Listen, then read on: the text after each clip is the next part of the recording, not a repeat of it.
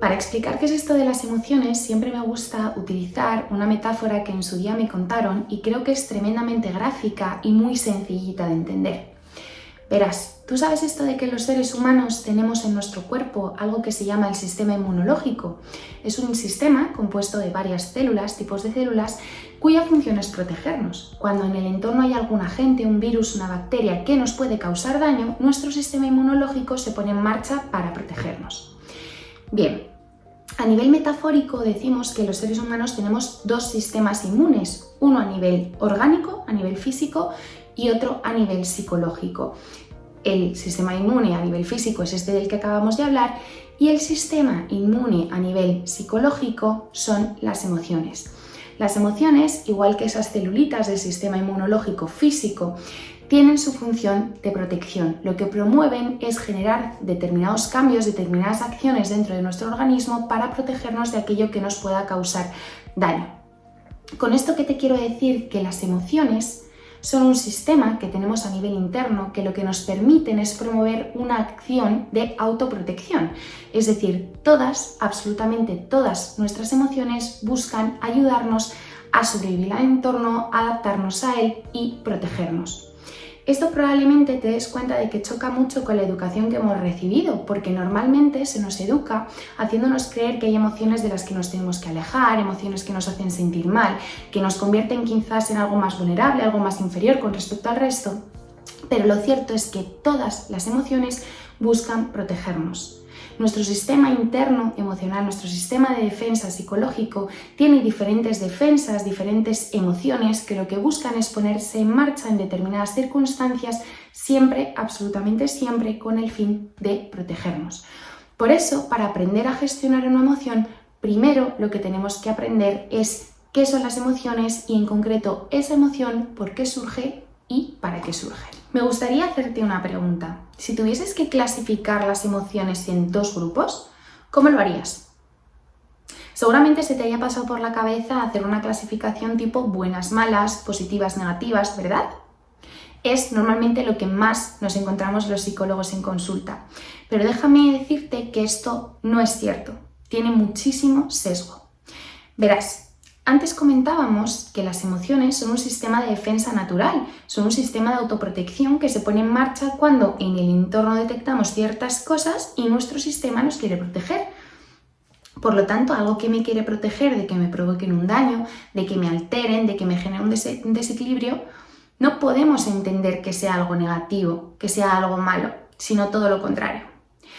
Las emociones no son buenas y malas, no son positivas y negativas, son agradables o desagradables, porque supongo que estarás conmigo en que si te diesen a elegir qué emoción sentir, no elegirías el asco, no elegirías la ira, no elegirías la tristeza, porque todas estas son emociones que a nivel interno nos hacen sentir regular, son desagradables. Seguramente elegirías otro tipo de emociones como el amor, la calma, la alegría, el entusiasmo, el orgullo, ¿verdad? Porque son emociones que te hacen sentir bien, que nos hacen sentir bien. Pero el que una emoción sea desagradable no la convierte en negativa. Verás, desde que somos pequeños nos educan en esta filosofía, ¿no? De acércate a unas emociones y aléjate de otras. Seguramente en alguna ocasión o te lo hayan dicho o lo hayas escuchado o incluso dicho tú. Esto de no llores, no te enfades, se nos educa de una forma en la que entendemos que hay emociones que no está bien sentir, la tristeza, el enfado, la ira, la culpa, cuando realmente son emociones que tienen su sentido protector, que tienen su sentido de autoayuda. Verás, si tú por ejemplo detectas que hay humo en el entorno, ¿qué es lo que haces? Corres en la dirección contraria. ¿Por qué haces eso? Gracias a la emoción del miedo. El miedo es una emoción que detecta los peligros del entorno y se activa para generar un sistema de defensa en ti, es decir, para que si tienes aquí el peligro, vayas en la dirección contraria. Por tanto, ¿qué es eso de que sentir miedo es malo? Si por ejemplo ves a un amigo que hacía X meses que no habías podido ver, le ves a lo lejos y ¿qué es lo que haces? Corres hacia él para abrazarle, para achucharle. ¿Por qué haces eso? Porque tienes una emoción que se llama amor. Y el amor lo que provoca es que cuando vemos algo que nos provoca bienestar, nos acercamos a ello. Gracias al amor generas tus vínculos, gracias al amor tienes tus amistades, tus parejas. Si por ejemplo ves a una persona que está haciendo daño a un animal, te produce una sensación de asco, de rechazo absoluto. ¿Por qué te provoca esta sensación? Porque tienes esa emoción, precisamente el asco, que te ayuda a rechazar todo aquello que no comulga con tus valores. Es decir, emociones como la culpa, emociones como el asco, emociones como el miedo, que siempre se nos ha dicho que no las sintamos, realmente nos protegen, nos ayudan, nos permiten entender cómo actuar en función de las circunstancias. Por ejemplo, la culpa es una emoción que surge cuando sentimos que nos hemos desviado de nuestro sistema de valores. ¿Con qué objetivo? Reparar el daño. Si yo he hablado de forma negativa y de forma injusta a mis padres, a un amigo, a mi pareja, gracias a la culpa soy capaz de hacer un examen de conciencia, un poco esa cura de humildad y darme cuenta de que he podido equivocarme y he podido hacer daño. ¿Con qué objetivo? Repararlo. Es decir, gracias a la culpa soy capaz de detectar aquellos errores que he cometido, aquellos daños que he podido generar a otras personas y por lo tanto ponerles solución. Gracias a la tristeza, la emoción de la reflexión, que se llama la emoción más inteligente de todas porque nos permite parar.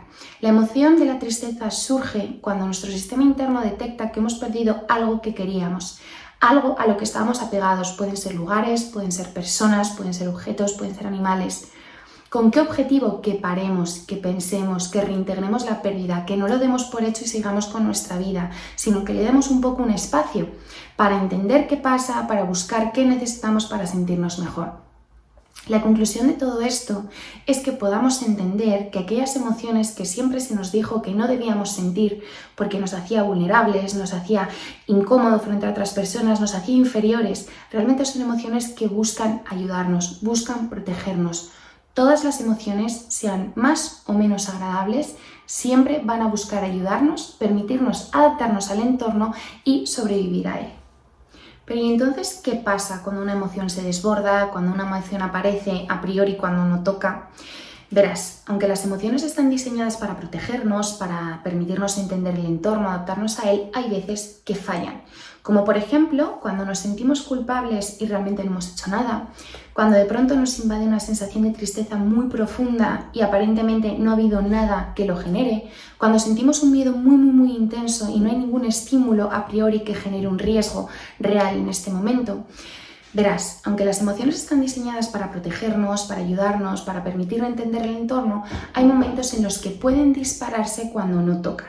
Y esto viene a traer al presente un concepto que se llama la huella de memoria, el aprendizaje. Y te voy a poner un ejemplo que es muy sencillo y es cuando aprendemos a montar en bicicleta. El primer momento en el que a mí me exponen a una bicicleta, mi cabeza tiene que entender qué es eso, tiene que entender cuál es su forma, cuál es su función y después cómo se trabaja encima de esa bicicleta.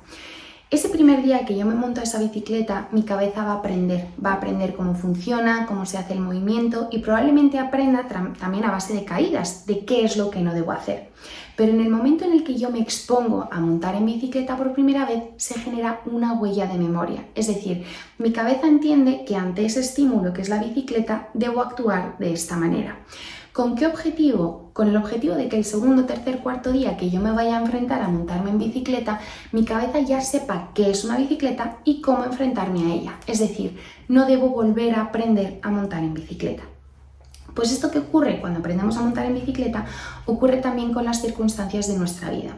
Si por ejemplo a mí en el pasado una pareja me genera una traición, ¿no? Me traiciona en un momento en el que yo no me lo esperaba, mi cabeza genera un aprendizaje de que las relaciones pueden ser dolorosas, que una pareja que quizás yo tenía mucha confianza, una plena confianza en el futuro, en ella, puede hacerme daño, es decir, se me desmontan todos mis esquemas, mi cabeza aprende que lo que pensaba que estaba seguro en mi vida puede torcerse y lo que creía que era una relación no es así, es decir, que las parejas hacen daño, que las parejas generan dolor, por ejemplo.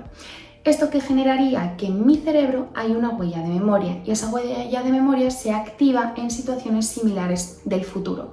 Al igual que ese tercer día que yo me monto en bicicleta, mi cabeza ya sabe cómo montarse en bicicleta, quizás en el futuro, cuando yo me enfrente a tener una nueva relación, mi cabeza se remonta a aquella del pasado. ¿Qué queremos decir con esto?